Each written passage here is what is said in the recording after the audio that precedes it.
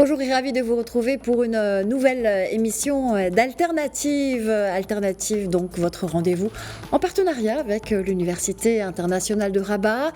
Alternative, vous le savez maintenant, c'est l'essentiel de l'actualité nationale, africaine et internationale, décryptée par des experts mais aussi des personnalités en une dizaine de minutes. Bref, un regard alternatif du Sud, de l'Afrique, du Maroc.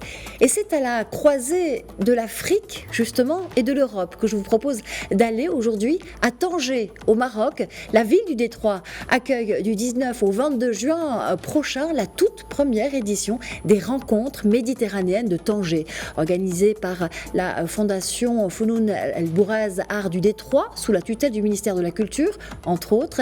Et cette toute première édition recontacte la genèse tangéroise à travers son histoire littéraire, poétique, spirituelle, mais aussi musicale. Des figures tangéroises et d'ailleurs se rencontreront donc pour raconter Tanger autour de tables rondes dédiées, un héritage qui perpétue l'ouverture avec des concerts de l'autre rive aussi, de la Méditerranée, et des hommages qui cultivent la vibration spirituelle de la ville. L'essentiel des échanges se tiendront en plein cœur de la Casbah, à l'espace d'exposition dédié à la mémoire d'Ibn Battuta, célèbre personnalité qui a fait rayonner le nom de Tanger à l'international dès le XIVe siècle. Mon invité, monsieur Khalid Tamer, directeur artistique des rencontres méditerranéennes de Tanger, est avec nous. Bonjour. Bonjour. Alors, dites-nous, les rencontres méditerranéennes de Tanger, panorama littéraire de la ville blanche, c'est bientôt, à partir du 19 juin jusqu'au 22. Comment est né le projet ? Il y a eu plusieurs choses. D'abord, j'ai racheté la librairie des Colonnes il y a 2 ans. Ma rencontre avec Marc Béton, qui est le cofondateur de la Fondation Alboraz. On avait envie de mettre une autre initiative, après la librairie, de mettre en place un événement littéraire de Tanger pour rendre hommage à cette ville qui a accueilli énormément d'auteurs, mais on en parlera tout à l'heure. Oui, énormément d'auteurs, c'est vrai que c'est un festival qui invite à faire revivre en fait l'héritage de Tanger. Alors vous dites vouloir faire voyager le livre à travers la ville. Qu'est-ce que ça veut dire ? Et c'est quoi l'ambition de ce festival qui prend donc ces quartiers à Tanger ? Faire voyager le livre est un objet pour moi important parce que du livre, on peut à la fois adapter au cinéma, en série, spectacle, vivant, théâtre et tout. Pour moi, c'est ça, voyager. Voyager, c'est comment habiter à la fois la ville, comment faire voyager cet objet un peu partout dans la ville. Pour cette première édition, c'est vrai que nous avons choisi la Casbah parce que c'est le cœur de la ville pour moi. Et elle est tellement bien refaite, cette ville, que pour moi, c'était de partir d'un point central et de faire revisiter la ville à travers les auteurs. C'est pour cela que les auteurs, pendant 3 jours, ils seront en immersion dans la Casbah. Comme ça, on ne quitte vraiment pas le cœur de la ville. Voilà, ça c'est la première édition pour aller vers l'objet. L'objet, donc on découvre la ville et on découvre le livre et les auteurs qui vont nous faire découvrir Tanger, parce qu'il y a énormément de Tangérois qu'on a mis, parce que cette première édition, c'était aussi rendre hommage à Tanger, la ville de Tanger. Parce que quand on regarde le paysage marocain, la ville de Tanger, pour moi, c'est l'une des villes où il y a eu le plus d'auteurs passés. Donc comment faire revivre cette ville littéraire, enfin, cette ville d'auteurs, en fait. Et plus loin que la ville, vous dites carrément que vous voulez inscrire Tanger comme capitale littéraire. Alors, il y a 2 choses. Je vais parler de 92, Barcelone, qui est devenue la ville méditerranéenne où on fait la fête, où on fait parce que avec les Jeux Olympiques. Et pour moi, la ville de Tanger pourrait être demain la ville où les arts, les artistes, les auteurs, les peintres peuvent revivre la Méditerranée. C'est pour ça que nous avons choisi Rencontres méditerranéennes à travers le Liban, l'Espagne et puis d'autres villes. C'est vraiment inscrire la ville de Tanger dans la Méditerranée pour qu'elle devienne la capitale méditerranéenne des arts, du pôle méditerranéen des arts au Maroc.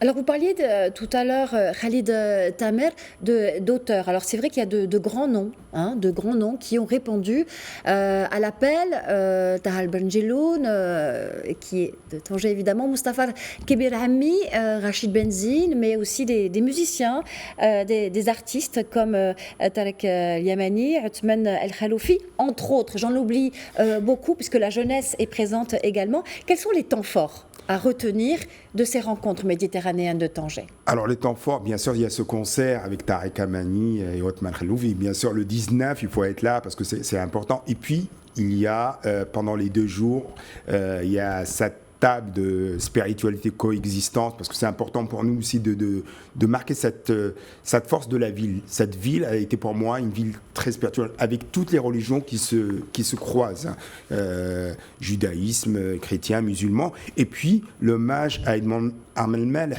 pour moi c'était important aussi, parce que c'est quelqu'un qui a accompagné à la fois les auteurs peintre, mais aussi son écriture, littérature, puis la rencontre avec Jean Genet et lui, enfin, à travers ses livres. Donc tout ça pour moi, donc il y a Edmond Melch, il y a le 19, il y a la table de spiritualité, et puis il y a tout le reste. Il y a l'ouverture avec Tahar Benjeloun et la conversation entre Mustafa Kebir et Tahar Benjeloun. C'est une conversation, pour moi, c'était important de la mettre. C'était entre 2 auteurs qui se connaissent depuis des années, qui ne parlent d'eux, en fait. Sans modérateur, sans modératrice, c'est vraiment eux deux qui vont chacun de sa vision du livre, de la ville et de l'avenir.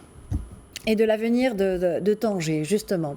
Alors, vous avez parlé de cet hommage effectivement prévu à l'écrivain Edmond Amran El-Maleh, qui n'est pas tangérois, c'est vrai, mais qui porte en lui, c'est vrai, la mémoire du Maroc que vous avez voulu honorer.